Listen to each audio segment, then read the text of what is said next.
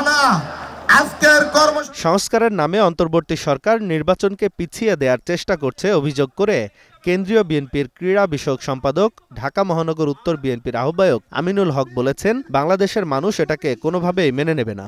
সকলে মিলে ঐক্যমতের ভিত্তিতে দেশের সব রাজনৈতিক দলগুলোকে একত্রিত করে চলমান সংকট সংস্কারের দাবিও জানান তিনি।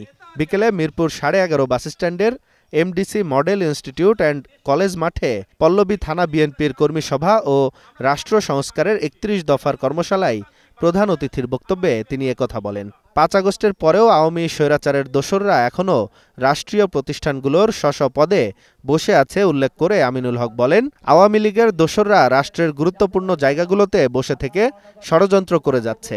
এই আওয়ামী স্বৈরাচারের ষড়যন্ত্রকারীদের নির্মূল করতে হবে, তাদেরকে আইনের আওতায় এনে বিচার করতে হবে, নইলে বাংলাদেশের সাধারণ মানুষ কাউকেই ক্ষমা করবে না। গত 17 বছর ধরে আন্দোলন সংগ্রাম করতে গিয়ে বিএনপির 60 লাখ কর্মীর নামে 1.5 লাখেরও বেশি মিথ্যা ও গায়েবী মামলা দেয়া হয়েছে। এই সময়কালে বিএনপির হাজার হাজার নেতাকর্মী গুম, খুন ও হত্যার শিকার হয়েছে।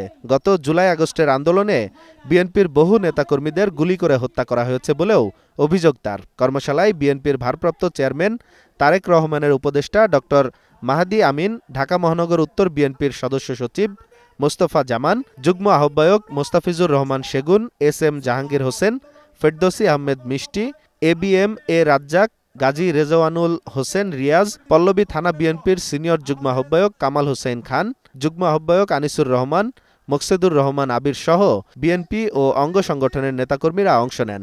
পরে রাষ্ট্র কাঠামো সংস্কারের 31 দফা নিয়ে নেতাদের বিভিন্ন প্রশ্নের জবাব দেন আমিনুল হক।